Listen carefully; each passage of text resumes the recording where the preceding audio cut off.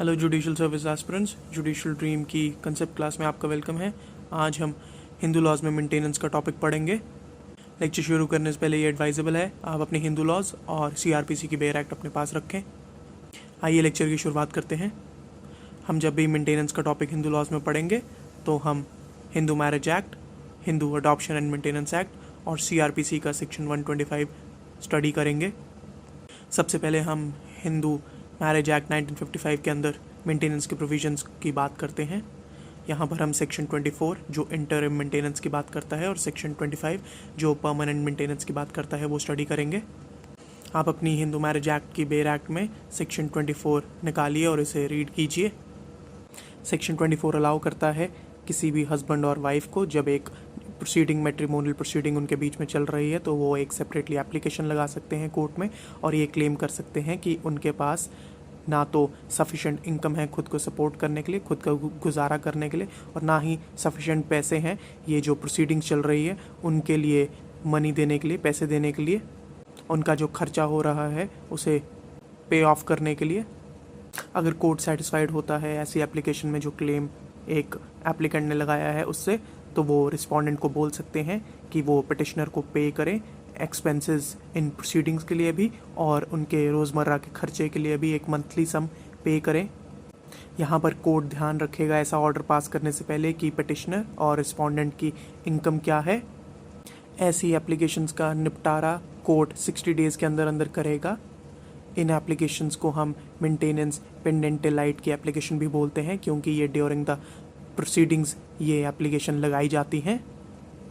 इसके बाद हम बात करेंगे परमानेंट मेंटेनेंस की। आप अपनी बेयर एक्ट से section 25 of Hindu marriage act निकालें और उसे रीड करें।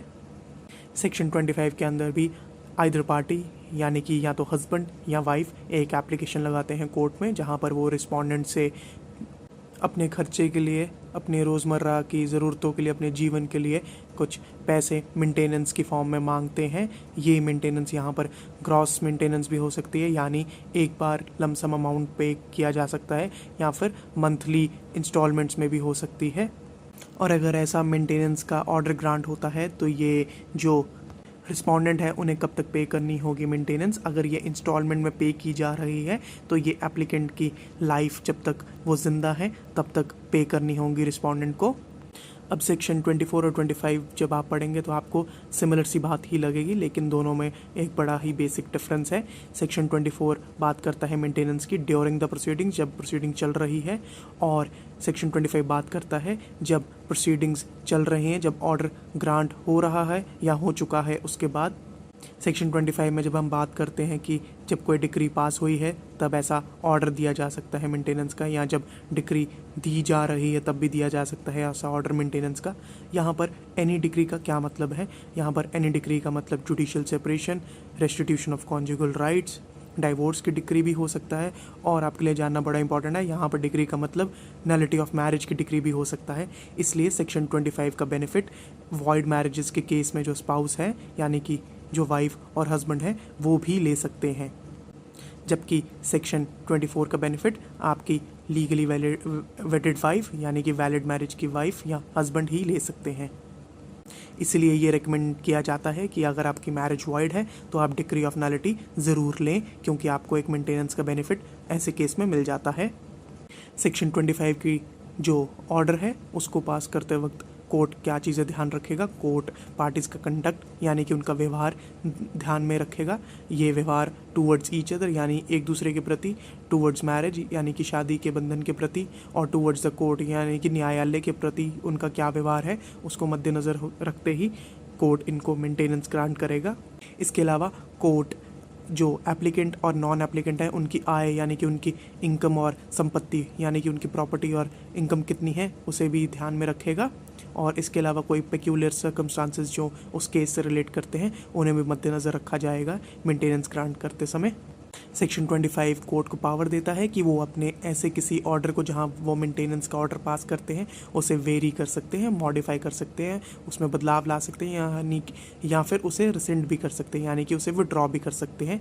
और ऐसा कोर्ट तब करेगा जब कोई पार्टी एप्लीकेशन लगाती है कोर्ट में कि मेरे जो सर्कमस्टांसेस हैं वो चेंज हो चुके हैं। फॉर एग्जांपल, अगर एक हस्बैंड को ऑर्डर दिया गया था कि वो अपनी वाइफ को मेंटेनेंस दे और हस्बैंड की जॉब चली जाती है, तो वो कोर्ट में एप्लीकेशन लगा सकते हैं कि अब मेरे पास जॉब नहीं है, तो ये मेंटेनेंस के ऑर्डर में कुछ चेंज किया जाए। वहीं अगर वाइफ पहले उन्हें मेंटेनेंस का ऑर्डर मिला था, लेकिन अब वो किसी स्कूल में या किसी कॉलेज में कुछ अपनी स्टडीज़ पूरा करना चाहती हैं, तो उनको थोड़ा सा और खर्चा बेयर करना पड़ेगा। तो इस केस में वो एप्लीकेशन लगा सकती हैं कि कोर्ट को मॉडिफाई करें उनका पुराना ऑर्डर जो उनके फेवर में था, और थोड़ी एक्स्ट्रा मेंटेनेंस और दिलवाए उन्हें हस्बैंड से। इसके अलावा कोर्ट रिसेंट, जैसे हमने बताया, ये ऐसे ऑर्डर को विट कर सकता है, रिसेंट भी कर सकता है। उसके कुछ एग्जांपल्स भी इस सेक्शन में दिए हैं, जैसे कि अगर वाइफ जो है उनके फेवर में मेंटेनेंस का ऑर्डर था, लेकिन अब वो सतीव्रता यानी कि चेस्ट नहीं रही। वैसे ही अगर जो दोनों हस्बैंड या वाइफ थे जिसके भी फेवर में ऑर्डर था, उन्होंने पुनर्विवाह कर लिया था, और इसके अलावा अगर हस्बैंड के फेवर में ऑर्डर था तो वहाँ पर उन्होंने किसी और के साथ मैरिज के बाहर सेक्सुअल इंटरकोर्स में पार्टिसिपेट किया, तो ऐसे केसेस में कोर्ट अपने ऑर्डर को रिसेंड कर सकते हैं, वापस ले सकते हैं, विड्रॉ कर सकते हैं। इसके बाद हम पढ़ेंगे मेंटेनेंस अंडर HAMA यानी कि Hindu adoption and maintenance act, जिसे हम हामा भी बोलते हैं। यहाँ पर मेंटेनेंस ऑफ वाइफ का प्रावधान सेक्शन 18 हामा में दिया गया है। आप अपनी बेर एक्ट से सेक्शन 18 ऑफ हामा निकालें और इसे रीड करें। सेक्शन 18 हामा में मेंटेनेंस की बात सिर्फ वाइफ के लिए हुई है। यहाँ पर सिर्फ वाइफ ही मेंटेनेंस क्लेम कर सकती है।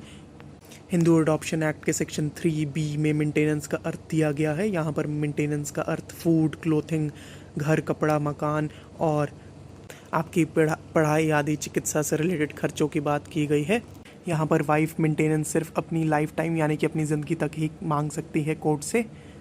सेक्शन 18 एक मेंटेनेंस के अलावा एक और प्रोविज़न देता है वाइफ को, जहाँ पर वो एक सेपरेट रेजिडेंस में भी रह सकती है, यानी कि अपने पति से अलग किसी और घर में भी रह सकती है, और ऐसा करने पर वो अपना मेंटेनेंस का राइट भी लूज़ नहीं करेगी।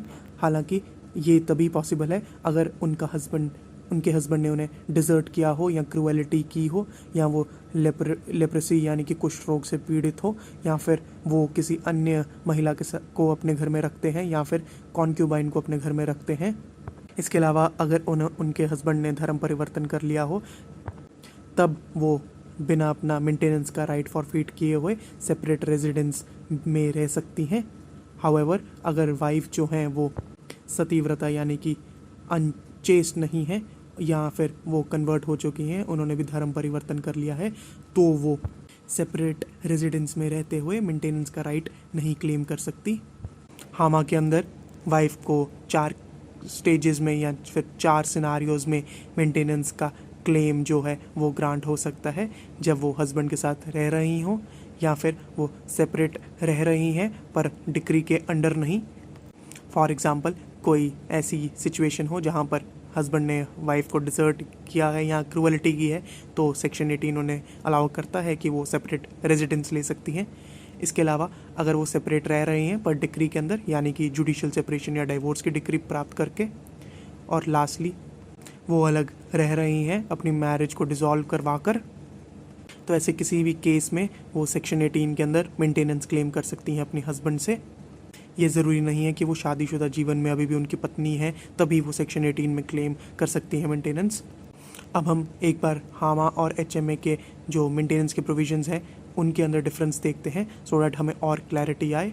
हिंदू मैरिज एक्ट में यहाँ पर सेक्शन 25 में मेंटेनेंस कोई भी स्पाउस ले सकता है, हस्बैंड भी और वाइफ भी, और ये मेंटेनेंस हस्बैंड या वाइफ तभी क्लेम कर सकते हैं जब उनकी कोई प्रोसीडिंग चल रही हो, मैट्रिमोनियल प्रोसीडिंग, जहाँ पर डिक्री पास हुई है नलिटी की या रेस्टिट्यूशन की या जुडिशियल सेपरेशन या डिवोर्स की।